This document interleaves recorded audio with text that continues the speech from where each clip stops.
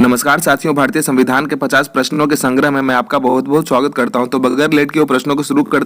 आज का पहला प्रश्न है, राष्ट्रपति किस अनुच्छेद के अंतर्गत केंद्र व राज्यों के बीच समन्वय स्थापित करने के लिए एक अंतर्राज्य परिषद की स्थापना कर सकते हैं? तो अनुच्छेद 263 के तहत ऐसा किया जा सकता है। पहली बार अंतर्राज्य परिषद की स्थापना कब की गई थी? तो जून 1990 में की गई थी। अंतर्राज्य परिषद की बैठक की अध्यक्षता कौन करता है? तो प्रधानमंत्री जी करते हैं। अंतर्राज्य परिषद की बैठक की अध्यक्षता प्रधानमंत्री जी करते हैं।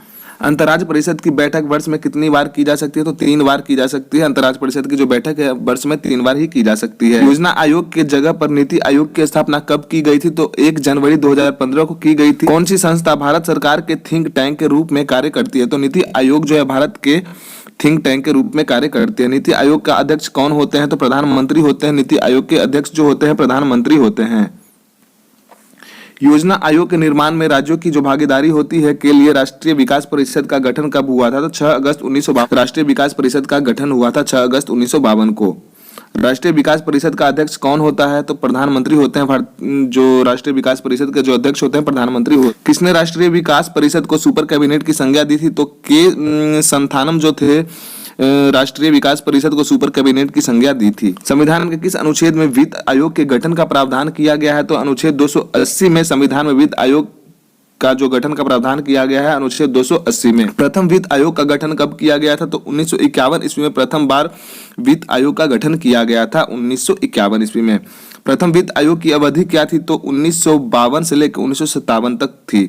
प्रथम वित्त आयोग के अध्यक्ष कौन थे? तो केसी नियोगी जो थे प्रथम वित्त आयोग के अध्यक्ष थे, केसी नियोगी। दूसरा वित्त आयोग का गठन कब हुआ था? तो 1956 ईस्वी में दूसरा वित्त आयोग का गठन हुआ था। दूसरे वित्त आयोग की अवधि क्या थी? तो 1957 से लेकर 1962 तक थी। दूसरे वित्त आयोग के अध्यक्ष कौन थे? तो के संथानम जो थे दूसरे वित्त आयोग के अध्यक्ष थे। वित्त आयोग का गठन कौन करता है? तो भारत का जो राष्ट्रपति होते हैं वित्त आयोग का गठन करते हैं। 14वें वित्त आयोग का गठन कब किया गया था? तो 2013 में 14वें वित्त आयोग का गठन किया गया। 14वें वित्त आयोग की अवधि क्या थी? 2015 से 20 तक थी 14वें वित्त आयोग का जो अवधि थी। 14वें वित्त आयोग के अध्यक्ष कौन थे? तो वाई रेड्डी जो थे 14वें वित्त आयोग के अध्यक्ष थे। तीसरे वित्त आयोग के अध्यक्ष कौन थे? तो ए.के. नंदा जो थे तीसरे वित्त आयोग के अध्यक्ष। चौथे वित्त आयोग की अवधि क्या थी? तो 1966 से 1969 जो थी चौथा वित्त आयोग का अवधि था। चौथे वित्त आयोग के अध्यक्ष कौन थे? तो डॉक्टर पी.बी. राजमन्नार जो थे चौथे वित्त आयोग के अध्यक्ष थे। पांचवें वित्त आयोग की अवधि कितनी थी? तो 1969 से लेकर 74 तक थी। पांचवें वित्त आयोग के अध्यक्ष कौन थे? तो महावीर त्यागी थे। छठे वित्त आयोग की अवधि क्या थी? तो 1974 से लेकर 1979 थी। छठे वित्त आयोग के अध्यक्ष कौन थे? तो पी ब्रह्मानंद रेड्डी थे।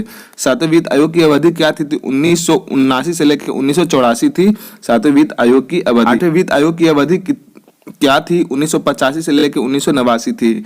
आठवें वित्त आयोग के अध्यक्ष कौन थे? तो वाई.पी. चौहान थे। नौवें वित्त आयोग की अवधि क्या थी? 1989 से लेकर 1995 थी। नौवें वित्त आयोग के अध्यक्ष कौन थे? तो के.पी. साल्वे थे जो थे नौवें वित्त आयोग के अध्यक्ष थे। 10वें वित्त आयोग की अवधि क्या थी? तो 1995 से लेकर 2000 थी। 10वें वित्त आयोग के अध्यक्ष कौन थे? तो केसी पंत जो थे 10वें वित्त आयोग के अध्यक्ष थे। 11वें वित्त आयोग की अवधि क्या थी?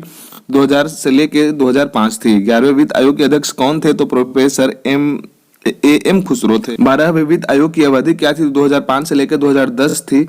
12वें वित्त आयोग के अध्यक्ष कौन थे? तो डॉक्टर सी रंगराजन थे।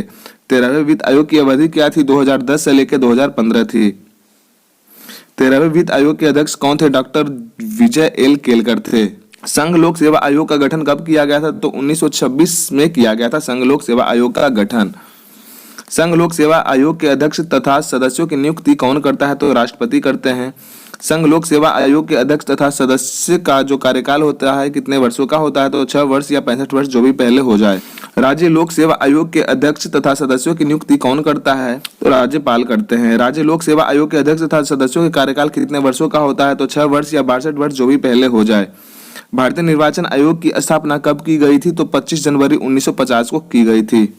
आज का अंतिम प्रश्न है, विभिन्न राजनीतिक दलों को मान्यता प्रदान करने का जो अधिकार होता है किसे है? तो भारतीय निर्वाचन आयोग को इसका जो अधिकार प्राप्त है। तो आज के लिए सिर्फ इतना ही क्वेश्चन था दोस्त। फिर मिलेंगे अगले वीडियो में। धन्यवाद। जय